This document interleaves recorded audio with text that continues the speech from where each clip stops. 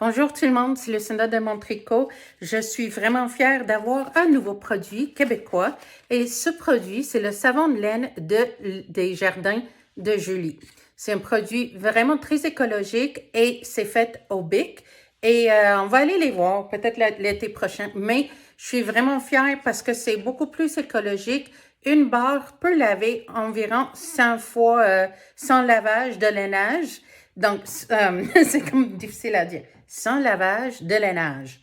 Anyways, je m'apprête à bloquer ce nouveau chandail-là et je vais vous montrer comment je le fais. So, j'aime le faire, le tremper dans ma cuisine. So, je vais remplir d'eau le bassin.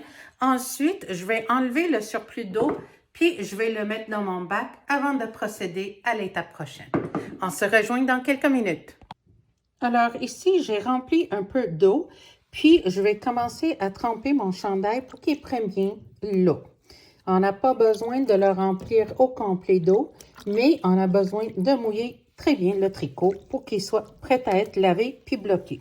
Alors maintenant, je suis prête à nettoyer mon chandail. Il n'est pas vraiment sale, mais c'est bien de le bloquer. So, je peux mettre la laine. Quand je mets le savon ici, il va mousser l'eau. Donc, c'est facile de prendre, si vous voyez, là, ça mousse. Puis, c'est ça qui va laver. J'ai pas de taches parce que c'est tout à fait nouveau comme chandail. So, j'ai pas vraiment besoin de vraiment frotter. So, là, vraiment, j'ai carrément fini de faire ça.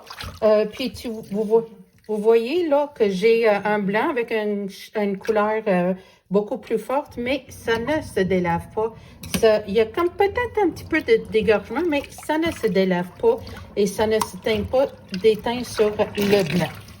So, là, j'enlève le plus d'eau et je veux refaire avec de l'eau pour le rincer. So, je vais faire ça. Vous n'avez pas besoin de me voir rincer ça, mais je vais le rincer pour enlever. Mais comme c'est biodégradable, puis c'est tout beau pour l'environnement, c'est pas grave s'il en reste un petit peu.